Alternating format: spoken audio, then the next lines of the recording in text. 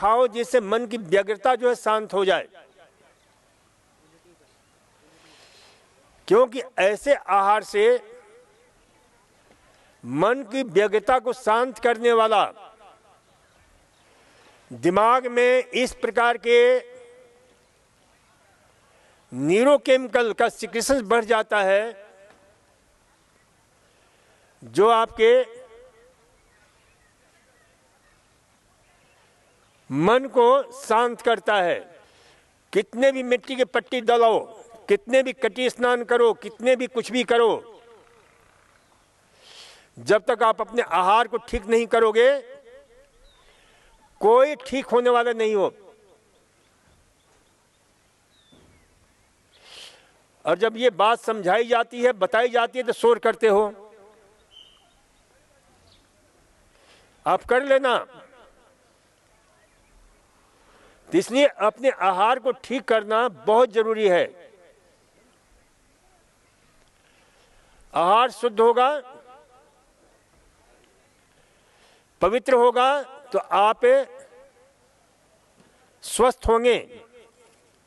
क्योंकि हमने कहा कि आहार से ही रस बनता है, रक्त बनता है, मांस बनता है, मांसपेशियों में दर्द होता है। करो दवा, खाते रहो, कोई ठीक होने वाला नहीं हो जब तक कि उस दर्द की, जिनकी कमी से वो दर्द हो रहा है, जब तक उसे आपूर्ति नहीं करोगे आहार के द्वारा, तब तक आप ठीक होने वाले नहीं हो। आंख कमजोर हो गया, घूमते रहो आईज स्पेशलिस्ट के पास, कोई ठीक होने वाला नहीं हो जब तक आंख के लिए आवश्यक तत्व को पहुंचाओगे नहीं, तो दृष्टि दोष आपका दूर नहीं होने वाला है।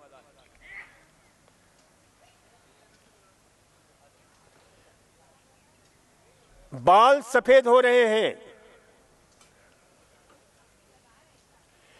जब तक आप अपने आहार को ठीक नहीं करोगे। छोटे छोटे बच्चे बाल सफेदी से ग्रस्त हो रहे हैं। क्यों हो रहे हैं?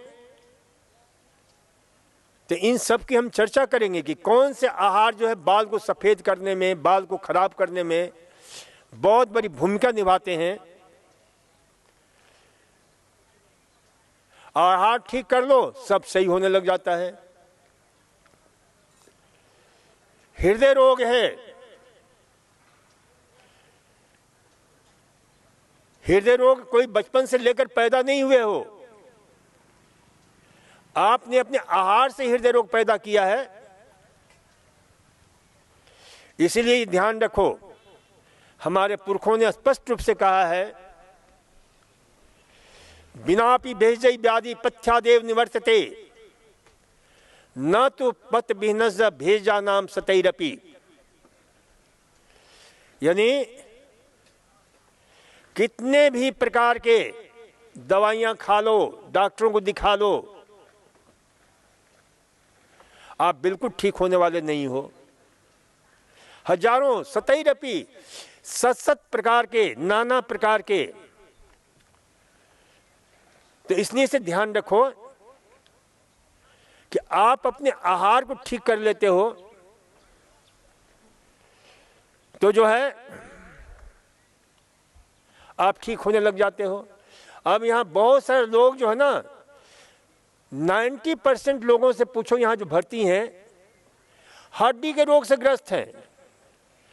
किसी को कमर दर्द, क्योंकि उनको ज्ञान ही नहीं है कि हड्डी के रोग कैसे ठीक किया जा सकता है। खाते रहो दवा, लेकिन वे लोग जो है ना ठीक नहीं हो पाते, क्योंकि आहार आपका गलत है। तो इसलिए ध्यान रखा करो कि आहार को सही करना बहुत जरूरी है। आहार के संबंध में कई हमारे पुरखों ने मंत्र दिए हैं। पथ्य अस्ति गदा तस्य किम औषध निस्वनये, पथ्य अस्ति गदा तस्य किम औषध निस्वनये। यदि आहार आपका सही है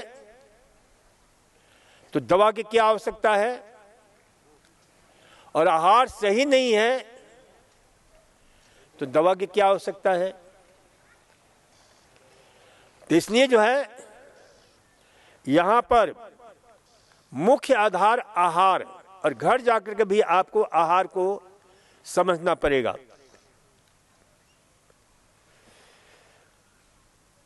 जैसे अब यहां पर किसको किसको हड्डी संबंधी बीमारी है, दर्द संबंधी बीमारी, जरा हाथ उठाना, तो मैं उसी अनुपात में मैं चर्चा करूंगा। चलिए अब हाथ नीचे कर लीजिए। देखिए हड्डियों के निर्माण के लिए हमारे शरीर में कुछ चीजें बहुत जरूरी है, जिसकी डेफिशिएंसी हो जाती है, कमी हो जाती है, तो हड्डी संबंधी नाना प्रकार के रोग, जिनको हम कहते हैं ऑस्टियोआर्थराइटिस, ऑस्टियोमलेशिया, ऑस्टियो माने हड्डी होता है, ऑस्टियोपेनिया, ऑस्टियोप्रोसिस, स्पॉन्डिलाइटिस, और स्पॉन्डिलाइटिस भी कई प्रकार के, सर्वाइकल, लंबर, डोर्सल, कम से कम 100 प्रकार के, हमारे आयुर्वेद में भी 100 प्रकार के हड्डी संबंधी रोगों का वर्णन किया गया है। और इसका सबसे महत्वपूर्ण जो है, क्योंकि हड्डियों का निर्माण ओस्टियोक्लास्ट सेल्स के द्वारा होता है, जहां पर मैच्योर सेल्स और उनके निर्माण में हमारे शरीर के 2-3 अंग बहुत महत्वपूर्ण भूमिका निभाते हैं। यदि वह कमजोर है, जिसमें लीवर है, किडनी है, ये बहुत महत्वपूर्ण, और हमारी जो है शरीर की त्वचा का भी रोल होता है पार्शियल, लेकिन मुख्य किडनी, लीवर, और इसके अतिरिक्त प्रकृति का सबसे महत्वपूर्ण अंग सूर्य भगवान।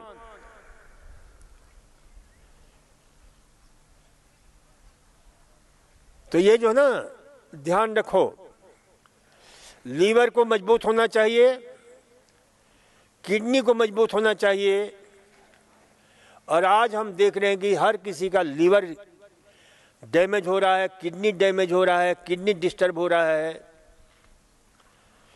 और क्यों हो रहे हैं? तो इन सब का सबसे बड़ा कारण आप लोगों को समझ में नहीं आएगा। जो विश्व में किए गए रिसर्च है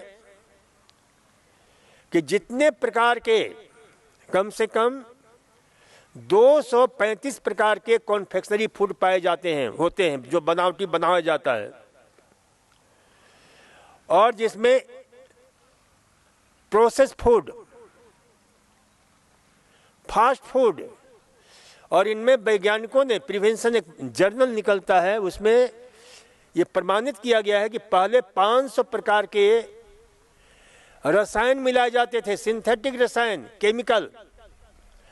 अब उनकी संख्या बढ़कर के 1100 प्रकार की हो गई है। अब ये रसायन शरीर में जाकर क्या करते हैं? हमारे लीवर को, हमारे किडनी को, हमारे हार्ट को, हमारे ब्लड को, उसके फंक्शन को डिस्टर्ब करते हैं। तो इसलिए इसे ध्यान रखा करो। हमने, जो आप लोग डिस्चार्ज होकर जाते हो, तो उसमें निषेध हमने लिखा हुआ है कि ये आहार आपको नहीं खाना है। और रोज परम श्रद्धेय पूज्यास्पद स्वामी जी इस पर चर्चा करते हैं। आहार जो लेना है क्या नहीं लेना है तो उसमें लिखा हुआ है, चाय है, चीनी है, कॉफ़ी है, बिस्कुट है, ब्रेड है, जैम है, जेली है, बर्गर है, पिज़्ज़ा है, हॉट डॉग है, नूडल्स है, शराब है, स्मोकिंग है। ये जो नाना प्रकार के उल्टा पुल्टा हम खाते रहते हैं विविध रूपों में, जंक फूड के रूप में, प्रोसेस फूड के रूप में, कन्फेक्शनरी फूड के रूप में, वे सब आपको लेते रहोगे तो कभी इन बीमारियों से मुक्त नहीं होगे। तो इसे ध्यान रखो। तो हड्डी संबंधी रोग में क्या क्या लेंगे जिससे जो हम मुक्त रहें, हड्डियों को बलशाली शक्तिशाली बनाएं? तो कैल्शियम युक्त आहार। तो कैल्शियम युक्त आहार में सबसे कैल्शियम का खजाना है रागी, जिसको मरुआ भी कहा जाता है हिंदी में, नाचनी भी बोला जाता है महाराष्ट्र में, गुजरात में, और इंग्लिश में रागी बोला जाता है। मैंने इसको नाचनी कहा जाता है, इस शब्द पर मैंने बहुत खोज किया कि भाई इसका कारण क्या है। तो मैं महाराष्ट्र जाता रहता हूं, तो वहां हमने देखा कि वहां की जो औरतें होती हैं दिन भर नाचती रहती हैं, और क्योंकि नाचनी खाती हैं। नाचने का मतलब ये है कि वो काम करती रहती हैं, चाहे वो मछुआरिन हो, चाहे मजदूर वर्ग हो, चाहे कोई भी वर्ग हो। साउथ इंडिया में इसी प्रकार से मुख्य आहार होता है। उनकी हड्डियों से संबंधित बहुत कम बीमारी देखने को मिलती है, क्योंकि उधर जो है सूर्य भगवान की भी कृपा ज्यादा है। तो ये ध्यान रखो कि नाचनी, काला तिल, ये सबसे महत्व। काला तिल ऐसा तिल है जिसमें कैल्शियम और आयरन दोनों पर्याप्त मात्रा में मिलते हैं, लेकिन उसको खाने का तरीका, जो महिलाएं इस रोग से ग्रस्त हैं, तो काले तिल को कैसे खाना चाहिए मैं बता देता हूं कि इसको स्प्राउट करो, अंकुरित करके खाओ। अंकुरित करने से उस काले तिल में विटामिन सी पैदा हो जाता है। साथ ही साथ उसमें जो कैल्शियम होता है, उसमें शरीर में एब्जॉर्ब होने में बाधा डालने वाला ऑक्जेलेट भी होता है। आयरन होता है उसमें पर्याप्त मात्रा में, लेकिन उसको भी बाधा डालने वाला, यानी शरीर में अच्छी तरह से, जिसको विज्ञान की भाषा में बोलते हैं बायो एवेबिलिटी, यानी जैविक धारण क्षमता जो है डिस्टर्ब करता है, शरीर में उपयोगी नहीं बनने देता है, फाइटेट एंड फॉस्फेट। तो अंकुरित करने से क्या होता है कि वो काफी कुछ उसकी संख्या कम हो जाती है, और साथ ही साथ अंकुरित करने से उसमें विटामिन सी पैदा हो जाता है। तो आपके कैल्शियम और आयरन अच्छी तरह शरीर में एब्जॉर्ब होते हैं। रागी को भी, रागी बहुत जल्दी अंकुरित होता है, तो अंकुरित करके खा सकते हो। यदि जिनके कमी है, अंकुरित करके सुखा करके उसको जो है पीस करके दलिया इत्यादि बना सकते हो, कैसे भी उसका उपयोग कर सकते हो, और बहुत जल्दी अंकुरित होता है ये दोनों स्प्राउटेड। तो जिनके भी हड्डी संबंधी रोग है, इसके से ज्वार है, बाजरा है, इन सब का प्रयोग करो, तो आपके लिए बहुत ही सार्थक होगा। चलो अब कुछ प्रश्न हैं, छोटे छोटे कुछ बातें हम बताते रहते हैं प्रतिदिन आपके स्वास्थ्य के लिए। किसने किसने मेरी बात सुनी? और दूसरी बात हमेशा ध्यान रखो, ये जो कैल्शियम हम दे रहे हैं, क्योंकि महिलाओं में कैल्शियम और आयरन की प्रायः कमी होती है, और दोनों ही दृष्टि से अंकुरित आपके रागी और काला तिल दोनों ही में कैल्शियम और आयरन दोनों बहुत मात्रा में है अनाजों में, और दोनों के अंकुरण, दोनों के एब्जॉर्प्शन के लिए विटामिन सी जरूरत होता है, और आपने अंकुरित कर लिया तो विटामिन सी उसमें पैदा हो गया। तो इस प्रकार से वो सर्वांगीण अनाज बन जाता है। तो ये इसलिए उसको पूर्णान्न बोलते हैं, उसको बोलते हैं अमृतान, अमृतान भी बोलते हैं इसको। अंकुरित अनाज को विनोबा जी अमृतान नाम दिया, अमृत तुल्य हो जाता है। तो इसे जो है ध्यान रखो, लेकिन ध्यान रखना कि कैल्शियम तभी वो शरीर के हड्डियों को बनाने में सहभागी होता है। बहुत मेरे ध्यान से मेरी बात सुनना, जो लोग प्रतिदिन कम से कम 45 मिनट धूप स्नान लेते हैं, और धूप स्नान लेने के लिए जरूरी है कि अपने शरीर का 40 से 50% हिस्सा धूप के संपर्क में होना चाहिए, खुला खुला सा, ताकि हमारा शरीर एक्सपोज हो सके उन धूप की किरणों से। और अभी जो आप ले रहे हो ये अमृत तुल्य किरणें हैं। इसलिए अथर्ववेद में एक बहुत सुंदर मंत्र आया है कि भाई अनुसूर्य उदयताम हृदय दो तो हरिमानम चाते रोहितास्व गो रोहितास्य वर्णेन तेन त्वा परिदधमसी। इसका अर्थ होता है कि सुबह के उगते हुए सूरज को, जो सूरज की किरणें हैं, अपने सारे शरीर को उस किरणों से आच्छादित कर लेते हो चारों तरफ से, तो उसमें विशेष रूप से गो रोहितास्व वर्णेना, जो सूर्य की किरणें की विशेष जो है किरणें हैं, किस रंग के हैं? कपिला रंग की, ब्राउनिश कलर की, रेड कलर की। वह आपके हृदय की जलन को,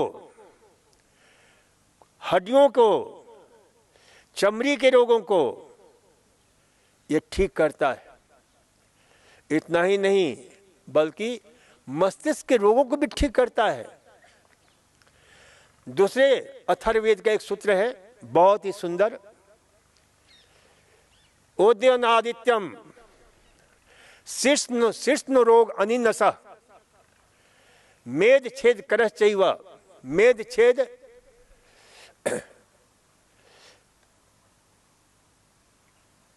अशिसम चाय ते सूर्य कपालनी शीर्ष्णो हृदयस्य रोग च यो विधु। यानी सूर्य की किरणें आपकी कपाल के जितने तकलीफ हैं, यानी सूर्य की किरणें सुबह की जो है ना, उद्यन आदित्यम शिष्ण रोग अनिनस अंग भेदम अशिसम, यानी कपाल के जितने रोग हैं, हृदय के जितने रोग हैं, सिर के जितने रोग हैं, उन सबको नष्ट करता है। अंग भेदम अशिसम, जितने भी हमारे शरीर की मांसपेशियों के दर्द है, पीड़ा है, उसको खत्म करता है। और ये किसका वक्तव्य है? ईश्वर की वाणी है। और ईश्वर की वाणी कभी यानी अकाट्य होती है, जिसे काटा नहीं। और ये हमने खूब प्रयोग किया है लोगों के ऊपर। तो ये सूर्य स्नान, सन बात लोगे तो विज्ञान कहता है, रिसर्च कहता है कि उस कैल्शियम का क्या होता है, वो कैल्शियम सूर्य की किरणों से प्रतिक्रिया करके, इंटरेक्शन करके, जो हमारे त्वचा के ठीक नीचे एक तत्व है जिसको बोलते हैं मेडिकल साइंस की भाषा में 70 हाइड्रोकोलेस्ट्रॉल, उसको वो ट्रैप कर लेता है हमारी सूर्य की किरणों को, और कैल्शियम का रूपांतरण शुरू हो जाता है जिसको बोलते हैं कोलेकैल्सिफेरॉल यानी विटामिन D3। तो सूर्य इसमें बहुत बड़ी भूमिका निभाता है, लेकिन इसके लिए लीवर और किडनी को भी शक्तिशाली होना चाहिए। तो ये ध्यान रखो कि भाई ये हमारा जो है हड्डियों के रोग से बचने के लिए ये प्रयोग जो है करो। कल हम फिर और चर्चा करेंगे, समय बहुत कम रहता है। अब आपके कुछ प्रश्न कर ले लेते हैं। What you can do for the dry lips? What is good to eat after food? Jaggery, सौंफ। अब जो सूखे होठ हो जाते हैं उसका बहुत बड़ा कारण होता है कि आपका ये पेट जो है ना, पेट स्वस्थ तो आप स्वस्थ, ध्यान रखना। पेट की गड़बड़ी तुरंत आपके सर्वप्रथम वो कहां परिलक्षित होती है? चेहरे के ऊपर। और चेहरे के जितने भी अंग हैं, होठ से लेकर के, आंखों से लेकर के, गाल से लेकर के, सभी कुछ चेहरे के अंग जो है ना, तुरंत बताइए आईना है शरीर का। तो पेट यदि ठीक होगा ना तो होठ बहुत अच्छे होंगे। होठ जो है बिल्कुल रस भरे होंगे, स्वस्थ होंगे। फिर भी दूसरा, होठ को खराब करने में सबसे महत्वपूर्ण भूमिका निभाता है लिपस्टिक। ये लिपस्टिक में फैथलेट्स एक ऐसा रसायन होता है जो होठों में खुश्की पैदा करता है, पीएच थैलेट्स। तो उसे ठीक करने के लिए 2-3 काम करो। घी लेकर के लगाया करो होठों पर। और सबसे बढ़िया है, होठ को और सुंदर बनाने हैं, लिपस्टिक जैसे जो है ना नेचुरल जो रंग से भरपूर बनाना है। देखो 1996 में राजस्थान सेकेंडरी स्कूल बोर्ड ने एक ब्यूटी की दृष्टि से क्या क्या हम कर सकते हैं, तो 5-6 ब्यूटिशियन का हमारा संपर्क, और मैं उसका इंचार्ज था। तो मैंने जो है शरीर को कैसे ब्यूटी युक्त बना सकते हैं, इसके ऊपर हमने पुस्तक, एक सिलेबस बनाना था, उसको हमने बनाया। फिर सरकार बदली, गड़बड़ हो गया मामला। खैर, वो पूना से वो प्रकाशित हुआ। उसमें हमने लिखा है कि भाई ये होठ को सुंदर बनाने के लिए, एक एक अंग को सुंदर बनाने के लिए क्या करना चाहिए। कभी समय मिला तो चर्चा करेंगे। तो होठ को ठीक करने के लिए सबसे बढ़िया है, होठ की उपमा दी गई है। किससे? गुलाब की पंखुड़ियों से। तो गुलाब की पंखुड़ियों को ले लो और अच्छी तरह से गुलाब की पंखुड़ियों को थोड़ा सा शहद और मलाई में अच्छी तरह से रगड़ लो, पीस लो, उंगली पर हाथों से मसल करके पीस कर लो। और होठ पर रोज रात को लगाया करो। बस एक चीज ध्यान रखना कि भाई आपके बिस्तर पर जो है ना चींटी उंटी ना आ जाए, नहीं तो होठ जो है ना मात्र लाल ही नहीं होंगे बल्कि होठ मोटे हो जाएंगे। क्योंकि बहुत सारे हीरो हीरोइन मोटा करने के लिए होठ जो ना पता नहीं बोटॉक्स के इंजेक्शन लगवाते हैं। तो आप ऐसा नहीं करना, चींटियों के लिए मौका मत देना। तो ये रोज लगाया करो, और रात भर न भी रहे तो 15-20 मिनट, आधा घंटा, 1 घंटा तो कम से कम लगा कर रखो, और देखो होठ कितने अच्छे हो जाते हैं। लेकिन इसके साथ पेट भी साफ होना चाहिए। तो इसे ध्यान रखो। What is good to eat after food? Jaggery और सौंफ।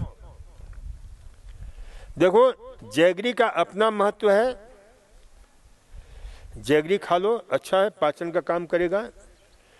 लेकिन जैगरी जो है ना, उसमें केमिकल वगैरह नहीं मिला होना चाहिए।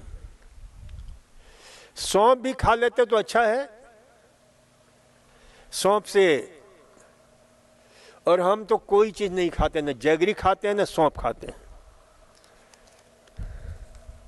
तो आपको जो भी दोनों में से जो भी अच्छा लगे, दोनों ही अच्छे हैं, क्योंकि दोनों में ही पचाने की एंटी फ्लैक्चुलेंस फैक्टर होते हैं जो आपको सहयोगी होते हैं।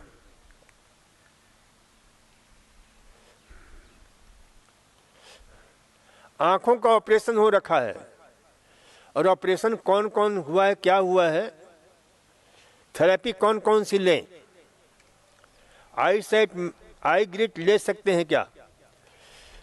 अब देखो, ऑपरेशन वालों को मैं ये राय देता हूं कि आप हमारे अक्षय तर्पण देने, अक्षी तर्पण, अक्षय तर्पण नहीं है, इसको बोलते हैं अक्षी। अक्षी यानी आंख होता है। तो डॉक्टर से पूछ लें, और जिनको काफ़ी कॉम्प्लिकेटेड आँखों की तकलीफ है, तो हमारे योग पीठ में आँखों के अलग आइज स्पेशलिस्ट डॉक्टर हैं, उनसे जाते समय मिल लें, बीच में न मिलें, और उनसे आप राय ले सकते हैं अपने आँखों के विषय में।